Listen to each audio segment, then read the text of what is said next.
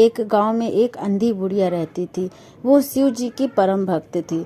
आंखों से उसे दिखाई नहीं देता था, लेकिन वो सुबह शाम शिव की बंदगी करती थी। शिव जी बुढ़िया की भक्ति से बहुत प्रसन्न हुए।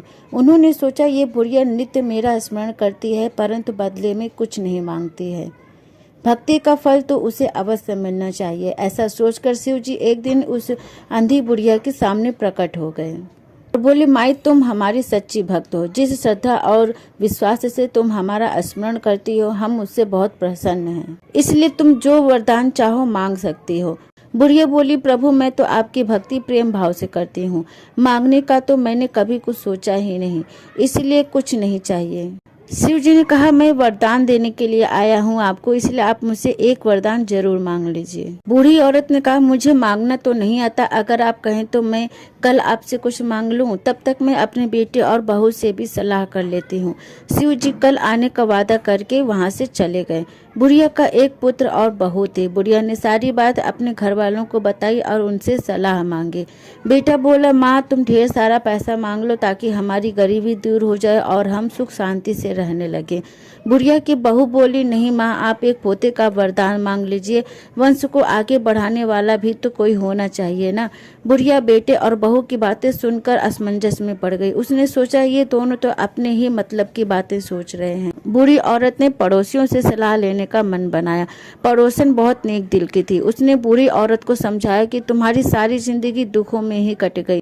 अब जो थोड़ा बहुत जीवन बचा है उसे तो सुख से व्यतीत कर लो। धन और पोते का तुम क्या करोगी अगर तुम्हारी आंखें ही नहीं होंगी तो? ये सांसारिक वस्तुएं तुम्हारे लिए व्यर्थ हैं, इसलिए तुम अपने दोनों आंखें मांग लो। बुढ़िया घर लौट आई और सोच में पड़ गई कि उसे क्या मांगना चाहिए। कुछ ऐसा मांग लो जिससे मेरे बेटे और बहू सबका भला हो। लेकिन ऐसा क्या हो सकता है? बूढ़ी औरत कभी कुछ मांगने का सोचती तो कभी कुछ और मांगने का सोचने लगती, परंतु कुछ भी निश्चित कर नहीं पा रही थी कि उसे अगले दिन शिव जी से क्या मांगना है। दूसरे दिन शिव जी उसके सामने प्रकट हुए और बोले, माई, आज तुम जो भी मांगोगी वो तुम्हें अवश्य मिलेगा, ये मेरा वचन है। शिव जी के वचन सुनकर बुढ़िया बोली, यदि आप मुझसे प्रसन्न हैं तो कृपया मुझे मन इच्छित वर दीजिए। मैं अपने पोते को सोने के गिलास में दूध पीते हुए देखना चाहती हूँ। उस बूढ़ी औरत की सरलता और सादगी को देखकर शिव जी बहुत प्रसन्न हुए और मुस्कुराने लगे। बोले, तुमने तो मुझे ठग ही लिया बूढ़ी माँ। मैंने तुम्हें एक वरदान मांगने के लिए बोला था, परंतु तुमने तो एक वरदान में ही सब कुछ मांग लिया। तुमने अपने लिए लंबी उम्र और दोनों आंखें मांग ली, बेटी के लिए धन और बहू के लिए पोता भी मांग लिया।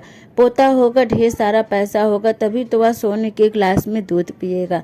पोते को देखने के लिए तुम जिंदा रहोगी, तभी तो देख पाओगी। अब देखने के लिए तो आंखें तो देनी ही पड़ेंगी ना। फिर भी जो तुमने मांगा वो अवश्य सत्य होगा। ऐसा कहकर शिव जी वहाँ से अंतर ध्यान हो गए।